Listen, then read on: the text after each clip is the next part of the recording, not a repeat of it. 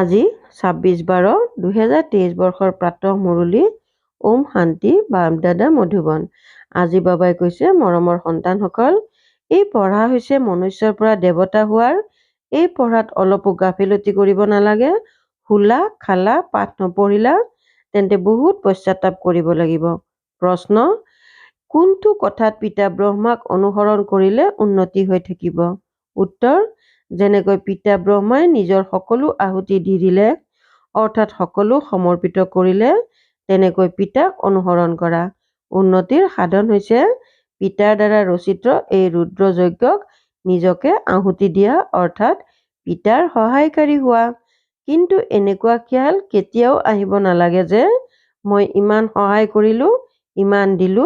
পিতাটো হৈছে দাতা, তেওঁৰ পৰা তোমালোকে লোৱাহে, নিদিয়া। গীত: তোমালোকে ৰাতি শুই কটালা। ওম শান্তি। সন্তানসকলে গীতটি শুনিলা? ইয়াৰ ওপৰতো সন্তানসকলক বুজাব লাগে। পিতাই কয়, সন্তানসকলৰ সৈতে মই বাৰ্তালাপ কৰোঁ, অন্য কোনেও এনেকৈ ক'ব নোৱাৰিব। সাধু সন্ত মহাত্মাটো অনেক আছে। কোনোৱে কয় তেওঁলোকৰ শক্তি আছে, এওঁতো সকলোৰে পিতা হয়, তেওঁ বহি বুজায়। এনেকুৱা বহুত সন্তান আছে যিয়ে গোটেই দিনটো কেৱল খায়, পান কৰে আৰু শুই থাকে। বহুত শুৱে। ইয়াৰ পৰা কি হ'ব? হীৰাতুল্য জন্ম হেৰুৱাই পেলাবা। মায়াই বহুত ভুল কৰোৱায়। কুম্ভকৰ্ণ নিদ্ৰাত মায়াই শুৱাই দিছে। এতিয়া জগাওঁতাও আহিছে। অজ্ঞান নিদ্ৰাৰ পৰা জাগা। গোটেই সৃষ্টিত, তাৰ ভিতৰতো বিশেষকৈ ভাৰতত অজ্ঞানেই অজ্ঞান। সেয়েহে পিতাই কয়, এতিয়া ভুল কৰিলে বহুত পশ্চাতাপ কৰিব লাগিব। পাছত পশ্চাতাপ কৰিলেতো কামত নাহিব। ইয়াত হৈছে মনুষ্যৰ পৰা দেৱতা হোৱাৰ পঢ়া। এনেকৈ আৰু কোনেও ক'ব নোৱাৰে। এনেকুৱা নহয় যে ইয়াতো সেই একেই জ্ঞান। এই পঢ়াটো একেবাৰেই নতুন। আদি সনাতন দেৱী দেৱতা ধৰ্মৰ প্ৰতিষ্ঠা হয়। এনেয়েতো ইয়াতো বহুতকে দেৱী বুলি কোৱা হয়। যদি স্ত্ৰী দেৱী হয় তেন্তে পুৰুষ দেৱতা হৈ গ'ল। কিন্তু আমিতো সত্য যুগত দেৱী দেৱতা পদ পাবৰ কাৰণে পুৰুষাৰ্থ কৰি আছো। সেয়াতো নিশ্চয় সত্য যুগ স্থাপনা কৰা জনেই প্ৰাপ্ত কৰাব। সকলো সৎসংগতকৈ ইয়াৰ এইটো কথা বেলেগ। যিয়ে ঈশ্বৰক সৰ্বব্যাপী বুলি কয় আৰু অনেক অৱতাৰৰ কথা কয়, তেওঁলোকক সোধা, যদি ঈশ্বৰ সৰ্বব্যাপী তেন্তে অৱতাৰ বুলি কোৱা জনো নিশ্চয় ঈশ্বৰৰে অৱতাৰ হ'ব। বাৰু, তেনেহলে ৰচনাৰ আদি মধ্য অন্তৰ ৰহস্য শুনোৱা। তেতিয়া একোৱেই ক'ব নোৱাৰিব। ভিন্ন ভিন্ন প্ৰকাৰৰ আছে। তন্ত্ৰ মন্ত্ৰৰে সিদ্ধিপ্ৰাপ্ত কৰা লোকো আছে। কোনো নতুন আত্মা আহিলে সেই আত্মায়ো শক্তি প্ৰদৰ্শন কৰে। এয়া ধৰ্ম প্ৰতিষ্ঠা কৰাবলৈ কোনো নতুন আত্মাই প্ৰৱেশ কৰে, তেতিয়া তেওঁৰ নাম প্ৰসিদ্ধ হৈ যায়। ইয়াৰ শক্তিৰ কথাই নাই। তোমালোকে ক'বা, শিৱ বাবা, আমি আপোনাৰ ওচৰলৈ স্বৰ্গৰ অধিকাৰ ল'বলৈ আহিছো। ইয়াকে ঈশ্বৰীয় জন্মসিদ্ধ অধিকাৰ বুলি কোৱা হয়। তোমালোক হৈছা ঈশ্বৰীয় সন্তান। কোনো সাধু সন্ত মহাত্মা আদিয়ে এনেকৈ নক'ব যে আমি বাপ দাদাৰ সন্তান হওঁ। তোমালোকেতো জানা যে আমি স্বৰ্গৰ অধিকাৰ লৈ আছো। বাবাই কয়, যদিহে সম্পূৰ্ণ অধিকাৰ ল'ব বিচৰা তেন্তে পিতাৰ স্মৃতিত থাকা। পিতাই ইয়াতেই পঢ়ায়। ৰাজ্য স্থাপনা হৈ গ'লে এই পঢ়া আৰু পঢ়াওঁতাজন লোপ হৈ যাব। এই ব্ৰাহ্মণ কুল এতিয়া আছে, কয় আমি ব্ৰহ্মাৰ সন্তান। তেন্তে ব্ৰহ্মা কেতিয়া আহিল? ব্ৰহ্মাটো সংগমতহে আহিব নহয়। প্ৰজাপিতা ব্ৰহ্মাই যিসকল ব্ৰাহ্মণ ৰচনা কৰে তেওঁলোকেতো দেৱী দেৱতা হৈ যায়। তাৰ পাছত ব্ৰাহ্মণটো নাথাকে। আমিও আকৌ দেৱতা কুললৈ গুচি যাম। আকৌ কৰ্মকাণ্ডৰ বাবে যিসকল পূজাৰী ব্ৰাহ্মণ আছে সেয়া কোনো ঋষিমুনি আদিয়ে আৰম্ভ কৰিছিল। দ্বাপৰত যেতিয়া শিৱ আদিৰ মন্দিৰ সাজি পূজা আৰম্ভ কৰে, তেতিয়া যিসকল পূজ্য দেৱী দেৱতা আছিল তেওঁলোকেই পূজাৰী হৈ যায়। সেই সময়ত মন্দিৰত ব্ৰাহ্মণ লাগে। সেই সময়ত ব্ৰাহ্মণৰ আবিৰ্ভাৱ হৈছিল, যি পূজ্যৰ পৰা পূজাৰী হ'ল। তেওঁলোকক ব্ৰাহ্মণ বুলি কোৱা নহ'ব। মন্দিৰত মূৰ্তিৰ আগত ব্ৰাহ্মণ নিশ্চয় থাকে। গতিকে সেই সময়ত এই ব্ৰাহ্মণৰো আৱিৰ্ভাৱ হৈছিল।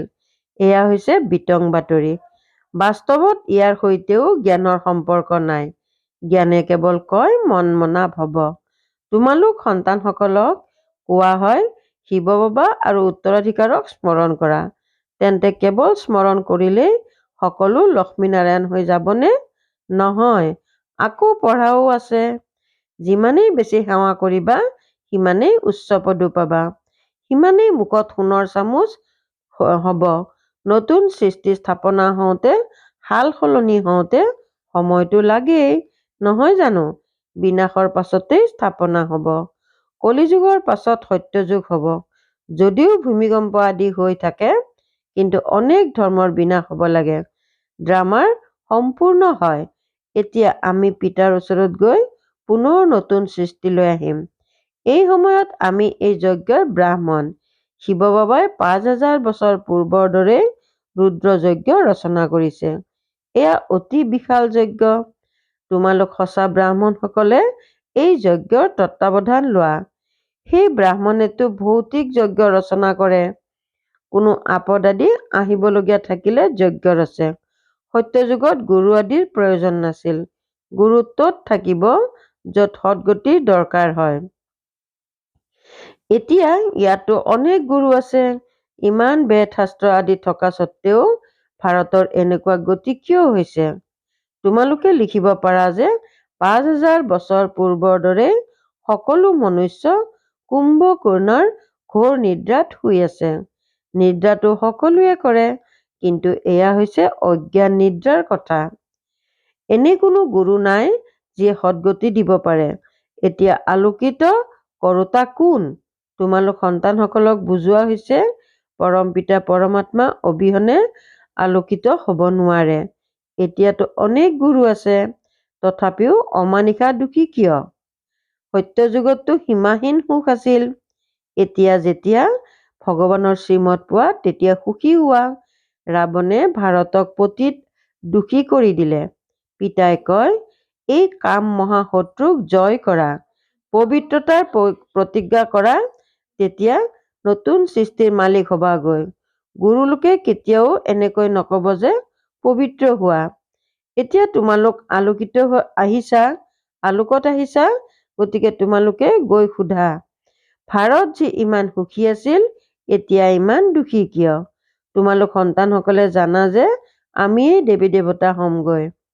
সন্যাসীয়েতো তৎক্ষণাৎ ঘৰ সংসাৰ ত্যাগ কৰি গুচি যায়। তেওঁলোকৰ বাবে কয় সন্যাসীসকল পাৱন হয়। তেওঁলোকে এনেকৈ নকয় যে আমি পাৱন হবলৈ পুৰুষাৰ্থ কৰি আছো। তোমালোকৰ কথাই বেলেগ। এনেকৈ নাভাবিবা যে সকলো সন্যাসী পবিত্ৰ হৈ থাকে। যেতিয়ালৈকে অৱস্থা মজবুত নহয়, বুদ্ধিযোগ মিত্ৰ সম্বন্ধীয়ৰ ফালে গৈ থাকে, তোমালোকক কোৱা হয় দেহৰ লগতে দেহৰ সকলো সম্বন্ধ পাহৰি যোৱা, তেন্তে কিমান পৰিশ্ৰম কৰিবলগীয়া হয়। তেওঁলোকক যেতিয়া সোধা হয় যে সন্যাস কেতিয়া ললে, লৌকিক নাম কি, তেতিয়া কব এইবোৰ কথা নুসুধিবা, কিয় স্মৃতিত আনি দিয়া। কোনোৱে কৈও দিয়ে।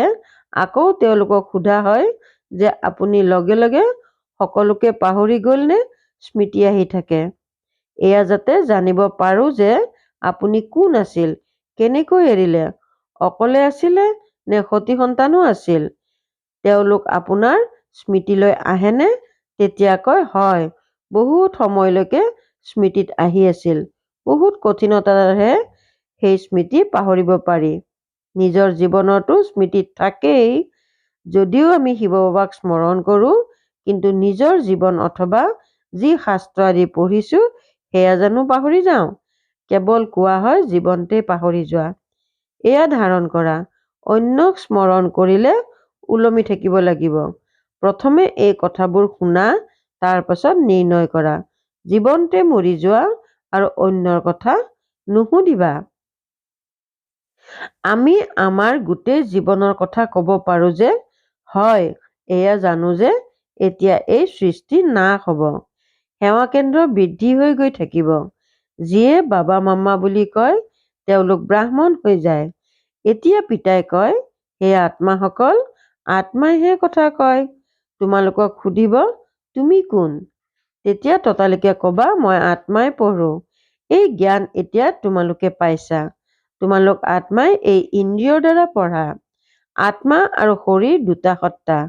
এতিয়া তোমালোকে জানা যে আত্মাই শৰীৰ ধাৰণ কৰে আৰু ত্যাগ কৰে, সংস্কাৰ ধাৰণ কৰে। আমি আত্মাসকল সত্য যুগত পুণ্য আত্মা আছিলো, এতিয়া পাপ আত্মা। এতিয়া এয়া হৈছে অন্তিম জন্ম। পৰমাত্মাৰ যি জ্ঞান আছে সেই জ্ঞান এতিয়া আমাক আত্মাসকলক পঢ়াই আছে। বাকী সকলো মনুষ্য ঘোৰ অন্ধকাৰত আছে। শাস্ত্ৰ আদি সকলো ভক্তি মাৰ্গৰ, তাক জ্ঞান বুলি কোৱা নহয়। জ্ঞান হৈছে দিন আৰু ভক্তি হৈছে ৰাতি। তোমালোকে সুধিব পাৰা গীতাৰ ৰচয়িতা কোন আৰু কেতিয়া আহিল? গীতা কেতিয়া লিখা হ'ল? বাবাইও লিখি থাকে, আকৌ তাৰ প্ৰতি ধ্যান দিবলগীয়া হয়। এনেকৈ বুদ্ধিত ধাৰণ কৰিলে তেতিয়া তোমালোকৰ উন্নতি হৈ গৈ থাকিব। পিতাই কয়, মোক স্মৰণ কৰা সন্তানসকলক মালাৰ ৰহস্যও বুজোৱা হৈছে। পৰম পিতা পৰমাত্মা হৈছে বেহদৰ ফুল, তাৰ পাছত দুটি দানা হৈছে ব্ৰহ্মা আৰু সৰস্বতী। প্ৰজাপিতা ব্ৰহ্মাৰ দ্বাৰা ৰচনা ৰচা হৈছে। এওঁ হৈছে আদিদেৱ আৰু আদিদেৱী। এয়া ব্ৰাহ্মণসকল আছে, যিয়ে স্বৰ্গ গঢ়িছে, সেয়েহে এওঁলোকৰ পূজা হয়। মাজত সেই 8 দানা, যি সূৰ্যবংশী হয়, বহুত সহায় কৰিছে। জ্ঞান বুদ্ধিত থকা উচিত। এয়াও জানা যে এই যজ্ঞত যথাযথ আহুতি দিয়া হয়। মাতাসকলৰ উন্নতিৰ কাৰণে বাবাই উপায় উলিয়াইছে। উৎসৰ্গিত হলা নহয়, গতিকে পিতাক অনুসৰণ কৰা।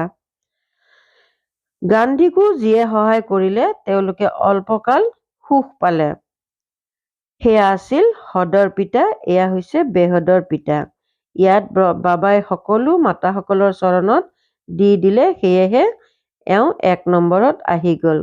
তোমালোক সন্তানসকলে পুৰুষাৰ্থ কৰিব লাগে। যিয়ে সহায় কৰিব তেৱেই স্বৰ্গৰ মালিক হ'বগৈ।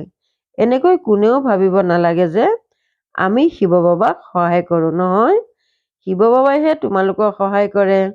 হেৰৌ, তেওঁতো দাতা হয়। তোমালোকে নিজৰ কাৰণে কৰা। তোমালোক স্মৃতিত থাকিলে বিকৰ্ম বিনাশ হ'ব। স্বৰ্গক স্মৰণ কৰা, তেতিয়া স্বৰ্গলৈ গুচি যাবা। বাবাই স্বয়ং কয়, মনমনা ভৱ। নহ'লে বাকী উচ্চ পদ কেনেকৈ পাবা? হিচাপ কৰোঁতে তোমালোকৰ কাম কোনেও নাভাবিবা যে মই দিওঁ। এয়া শিৱ বাবাৰ যজ্ঞ চলি আছে, চলিয়ে থাকিব। তোমালোক সঁচা ব্ৰাহ্মণসকলৰ অন্তৰত এইটো আছে যে আমি কেৱল ভাৰততেই নহয়, গোটেই বিশ্বত পিতাৰ সহায়ত নিজৰ ৰাজ্য স্থাপনা কৰি আছো। আমি পুনৰাই পবিত্ৰ হৈ ভাৰতক স্বৰ্গ কৰি ৰাজ্য কৰিম। শিৱ বাবাৰ মতত চলিলে ভাৰত স্বৰ্গ হৈ যায়। গতিকে এইটো স্মৃতিত ৰাখা যে শিৱ বাবাই পঢ়ায়। বাবাই কয়, যেতিয়া ব্ৰাহ্মণ হবা তেতিয়াহে দেৱতা সম্প্ৰদায়ত আহিবা। বিকাৰত অধপতিত হলে একেবাৰে বিনাশ হৈ যায়। নিজে নিজৰ ওপৰত কৃপা কৰাৰ সলনি অকৃপা কৰে, তেতিয়া অভিশপ্ত হৈ যায়। মই বৰদান দিবলৈ আহিছো, কিন্তু শ্ৰীমতত নচলাৰ বাবে নিজকে অভিশপ্ত কৰি দিয়ে, পদভ্ৰষ্ট কৰি দিয়ে। ভাল বাৰু, অতি মৰমৰ কল্পৰ পাছত পুনৰাই লগ পোৱা সন্তানসকলৰ প্ৰতি মাতা পিতা আৰু বাপ দাদাৰ স্নেহপূৰ্ণ স্মৰণ আৰু সুপ্ৰভাত। আত্মিক পিতাৰ আত্মিক সন্তানসকলক নমস্কাৰ। ধাৰণাৰ বাবে মুখ্য সাৰ 1 নম্বৰ, বুদ্ধিৰে সকলো পাহৰি যোৱাৰ বাবে জীৱনতে মৰি যাব লাগে। একমাত্ৰ পিতাৰহে শুনিব লাগে। নিজৰ উন্নতিৰ কাৰণে সম্পূৰ্ণ উৎসৰ্গিত হৈ যাব লাগে। 2 নম্বৰ, শ্ৰীমতত চলি নিজৰ ওপৰত কৃপা কৰিব লাগে। সঁচা ব্ৰাহ্মণ হৈ যজ্ঞৰ তত্বাৱধান ল'ব লাগে। পাঠ ভালদৰে পঢ়ি উচ্চ পদ ল'ব লাগে। বৰদান, সেৱাক পিতাৰ আগত বুদ্ধিৰে অৰ্পণ কৰি নিজে নিশ্চিন্ত হৈ থাকোঁতা সফলতা স্বৰূপ হোৱা। সেৱাক পিতাৰ আগত বুদ্ধিৰে অৰ্পণ কৰি নিজে নিশ্চিত হৈ থাকোঁতা সফলতা স্বৰূপ হোৱা। যেনেকুৱাই কঠিন সেৱা নহওক, কিন্তু সেই সেৱাক পিতাৰ আগত বুদ্ধিৰে অৰ্পণ কৰি দিয়া। মই কৰিলো, সফলতা নাপালো, এই মোৰ বোধ নানিবা। পিতাৰ সেৱা পিতাই অৱশ্যে কৰিব। পিতাক আগত ৰাখা, তেতিয়া সদায় নিশ্চিন্ত হৈ থাকিবা আৰু সফলতাও পাবা। কেতিয়াও দুৰ্বল সংকল্পৰ বীজ নিসিঁচিবা। এনেকৈ নাভাবিবা যে সেৱাটো কৰি আছো, কিন্তু পিতাৰ সহায়টো পোৱা নাই, কিজানি মই যোগ্য নহওঁ। এয়াও ব্যৰ্থ সংকল্প, যিয়ে সফলতা দূৰ কৰি দিয়ে।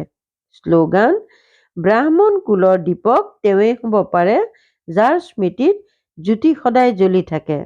ব্ৰাহ্মণ কুলৰ দীপক তেওঁৱেই হ'ব পাৰে, যাৰ জ্যোতি সদায় জ্বলি থাকে। ওম শান্তি।